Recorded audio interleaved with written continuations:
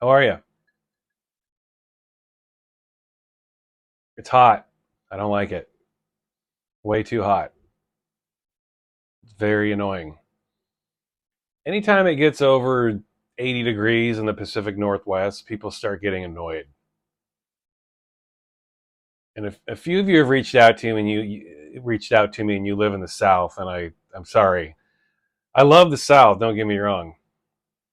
Particularly Texas. I like Texas. I recommend any of you go to Texas if you've never been. You think if you might not think you wouldn't like it, but when you get down there, it's cool, man. Texas, I've never met so many vast arrays of human beings in my life. And I've never been to bigger grocery stores in my life. When they say everything is bigger in Texas, it's true, man. Everything you can think of is bigger in Texas. And it's kind of fun. I almost moved there once, but it's 100 degrees in December down there. My brain can't get wrapped around this idea. But for those of you going through this heat wave, I'm sorry, man. I am too. It's nowhere near as intense here as it is for some of you. I hope you're getting through it. I hope you have AC at the very least. But for now, I'm going to get back to my dissertation of Wire albums, and this one is on deck tonight.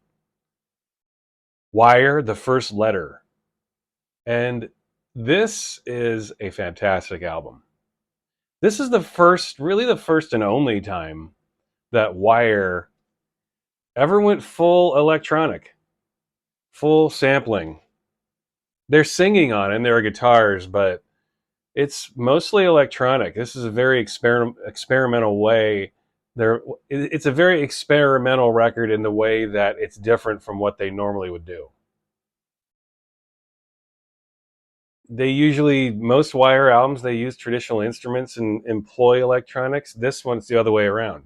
They use electronics and employ more organic instruments. In fact, it's so electronic that Robert Gotobed left the band. He was the drummer. He was like, fuck this. You guys don't need me. What am I doing here?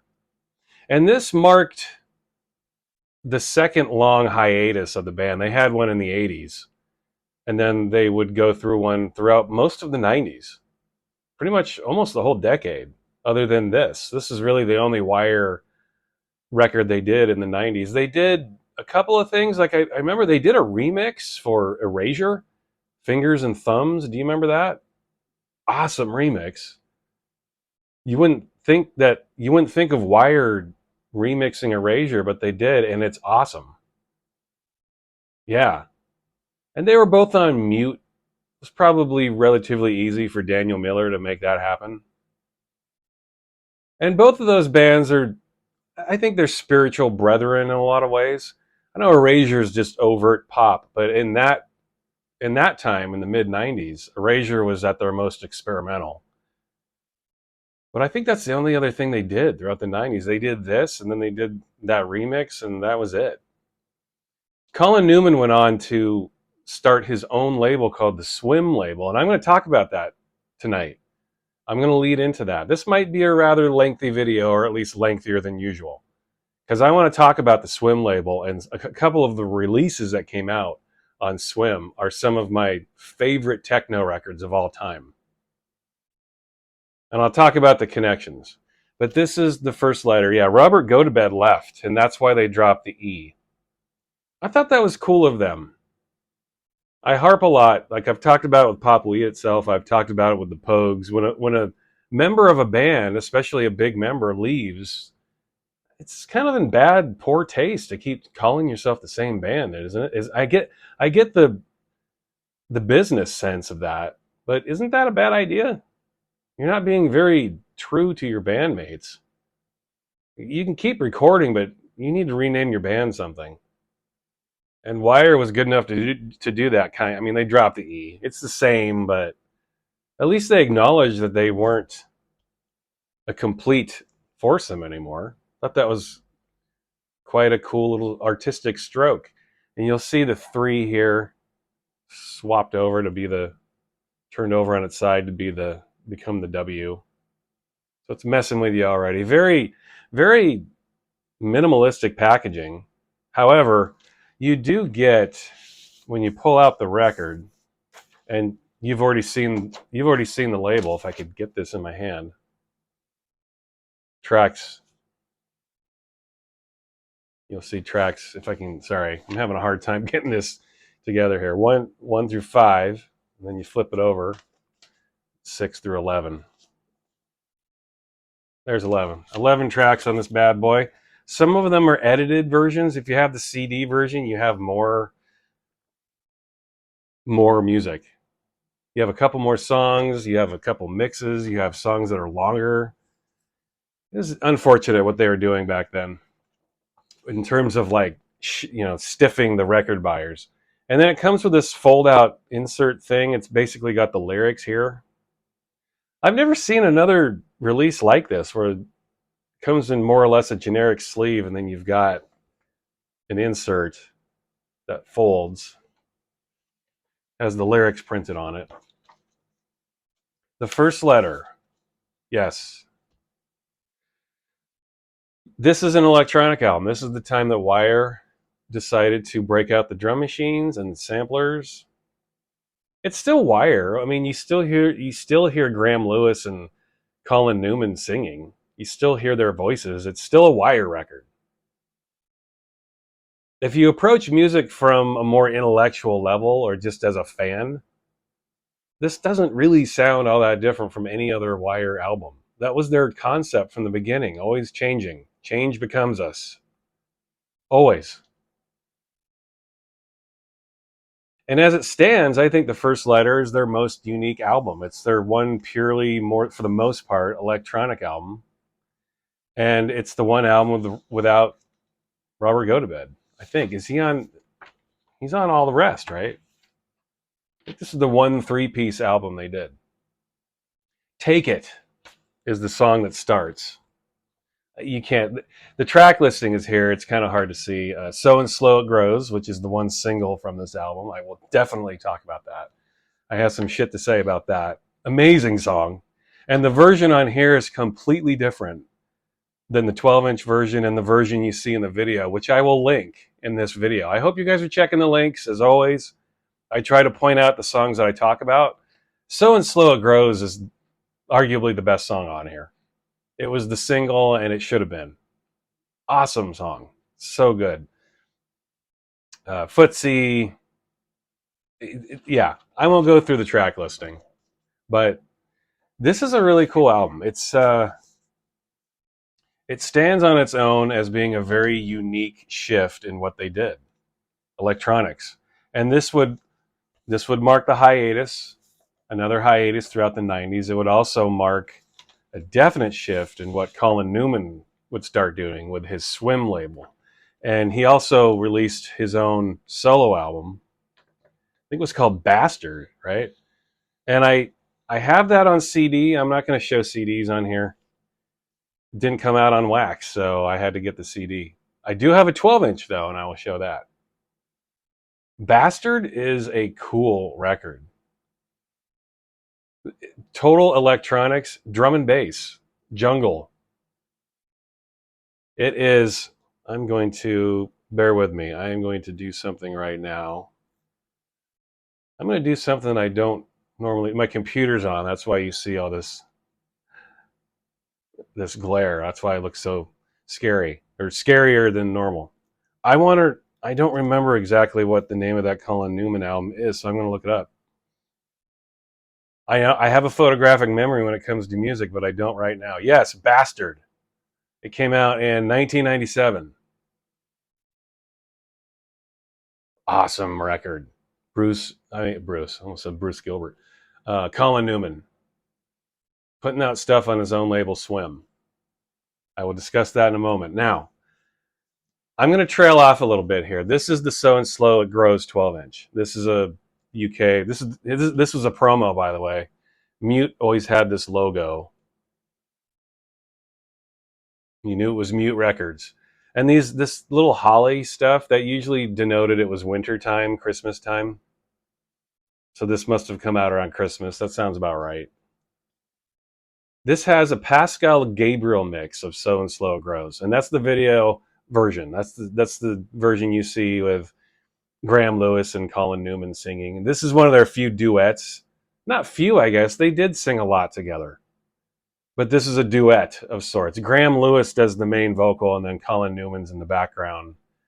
God, two guys with amazing voices, man. Really complimenting each other. Very well written. The Pascal Gabriel mix is better than the album version, I think. The album version is more claustrophobic. I guess it's kind of a techno version, but it's very minimal in its way.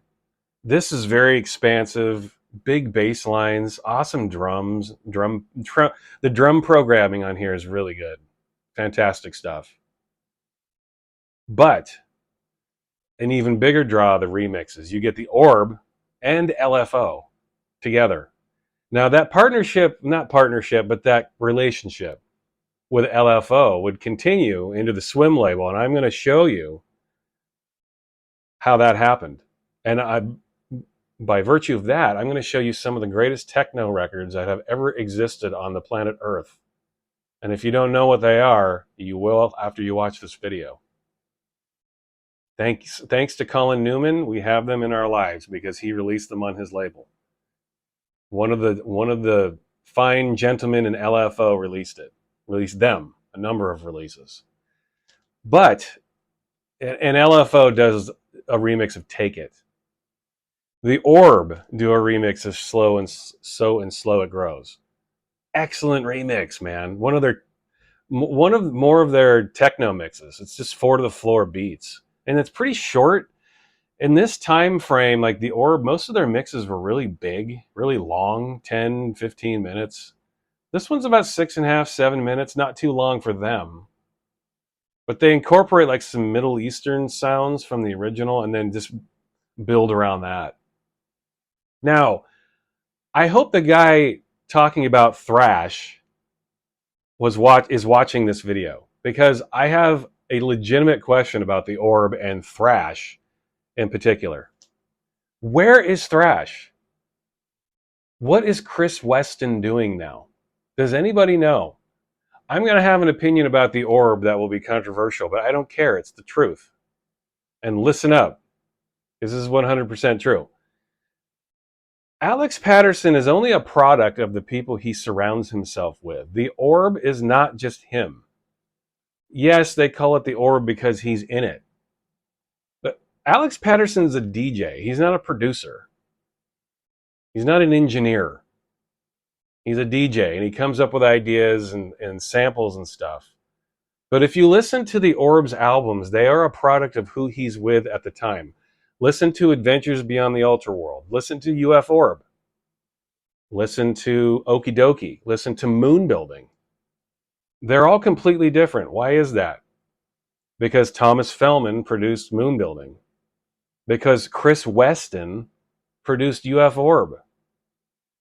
They brought other people in and out of the mix here and there to make it more interesting for themselves. But this period, the early 90s period of the Orb, is the greatest period they've ever had. And that reason is because of Thrash. Where is this guy? Where did he go? Where's Kris Weston?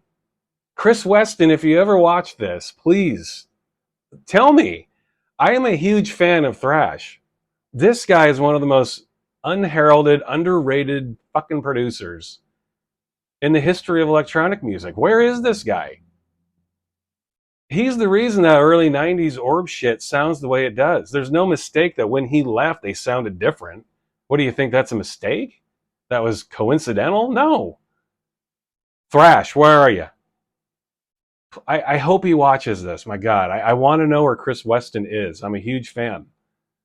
I've got everything the guy ever did, even when he didn't produce as the Orb. Amazing, immaculate producer and remixer. And the driving force of the Orb sound back then. It is what it is. Thrash.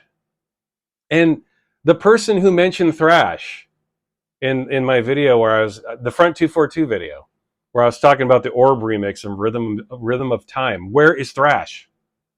Please, you said he has a YouTube channel. What is it? I don't know what it is. I searched for it. It's not under Thrash. It's not under Kris Weston. It's not under the Orb. I couldn't find it. Please tell me. As someone who listens, who was listening to that music back then and loving it, and still listens to it today, I would love to know where Kris Weston is. Huge fan of that guy. Amazing producer. He just, people forget about him. People talk about the Orb like he didn't have anything to do with it. That's bullshit. Where is he? He had much more to do with the music of those records than Patterson did, people. He did. This is the Swim label. Now, this is where Colin Newman went off on his own tangent. And this is his 12-inch on the Swim label. He didn't put Bastard out on vinyl. I don't know why. Very annoying.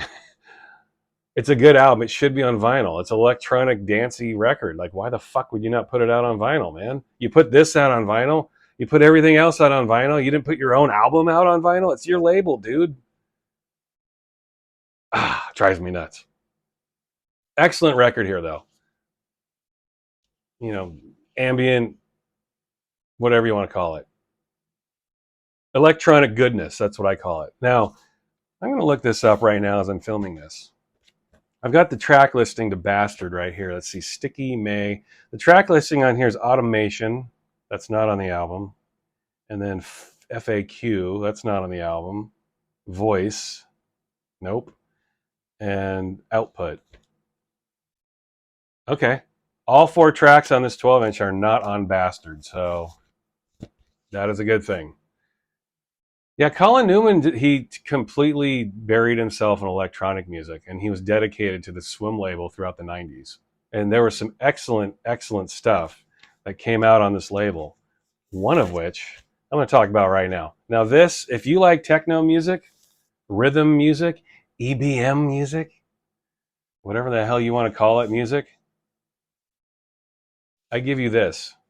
G-Man, Jez Varley of LFO, and I'm going to be doing LFO videos. I love Warp. Warp is one of my all-time favorite labels, arguably my favorite. And to me, in my opinion, LFO is the signature group on Warp. They were what Warp was all about. They were its soul and spirit. LFO. Mark Bell, the other man in LFO, is dead. He died.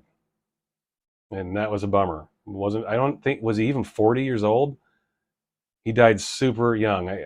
From what I remember, he had surgery and the surgery went wrong and he died. Sudden and tragic. The other half of LFO is this, Jez Varley, G-Man. This first record on Swim is one of the greatest techno records I've ever heard in my life. And that, I'm not overstating this. That is not an overstatement. If you like techno music, you need to hear this. And I have a feeling you've already heard this. This is the Quo Vadis EP. Absolutely essential. This is one of the best rhythmic, beat-driven tracks I have ever heard in my life. And I have heard millions of hours of techno music. If I had to compile a top 10 techno songs of all time, this would be on it. This is how highly I think of this record. This is an amazing, amazing piece of techno history. Is it Quo Vadis? Sorry, Quo Vadis. I said Vadis. 4 tracks. All 4 tracks are unbelievable. When you play this loud in a club, it changes your life. It is life-changing stuff. For real. And Quo Vadis, good Lord. It is one of... I always go back to these moments of when I heard it in the club for the first time. And I was playing it. That's when I first heard it in the club. I played it. But I couldn't wait to play this. I just bought everything Wire did, and I collected everything LFO did. And when this came out, it just blew my fucking mind. Left me speechless. I was too busy dancing to speak. It was that amazing. Seriously, y'all. If you like dance music, 12 Artists by G-Man. One of the greatest ever. This came out in 1996, I want to say.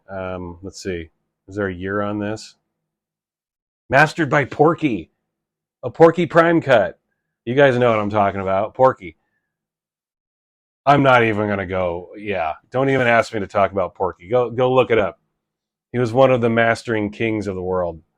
1995. This came out a year before I thought it did. 1995. Good Jesus. I've been listening to this record for 28 years. You can tell it too. Look at my copy. There's like a tear in the sleeve there. I have fondled this record more than any other thing in my life, and I've done some serious fondling in my days, not just of myself but of other people and other records, and never more so than this one, as you can tell from the jacket. Look at this. I've hammered this, and every chance I've gotten since I first got this record, I have highly recommended this to everybody that I meet and everybody that I don't meet, like this YouTube channel. G-Man, Quo Vadis. Come on. If you like techno music, how have you never heard that? Absolute classic. This is another G-Man record I wanted to show. This is G-Man 2. More techno goodness. Amazing stuff. Nothing that knocks you flat on your ass like Quo Vadis does, but not many tracks do. You can also tell probably Swim had this theme going with their records. They all look like this. They all had a little circle in the middle. These are all Colin Newman records, man. These all came out on his label, Swim. And this is the G-Man 12-inch. Or no, this is Kushti. This is his album.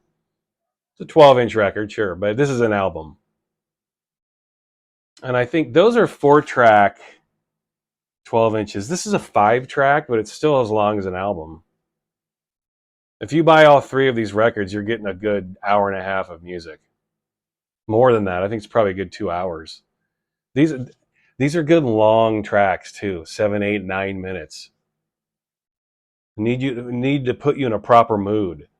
Techno music does that. It lasts a while. It builds and builds, and it reaches a peak, and then it goes away for a minute, and then it comes back, and then it fades away. Great techno music needs time to mature. And that's what this is. Colin Newman bringing this to our attention. Absolutely essential. I'm going to end this video with this. I thought this was an interesting little record that came out several years later. This came out in the mid-90s, 95, 96, 7-ish. This is Wire being retouched, remodeled, recontextualized by the Hafler Trio. And I've talked about the Hafler Trio a little bit. They did that box set with Autechre that I showed about a month ago in my new releases video. And I think this is called The First Last Letter. Yes, The First Last Letter. They basically take ideas from The First Letter. It's not really a song that they remix or retouch. They take a bunch of ideas from that album and they repurpose it here into 2 very long, minimal, atmospheric songs.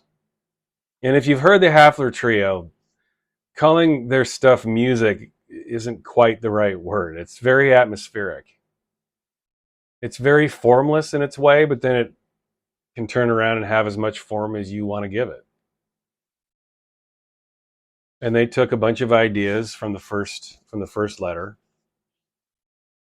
and produced 2 long songs here.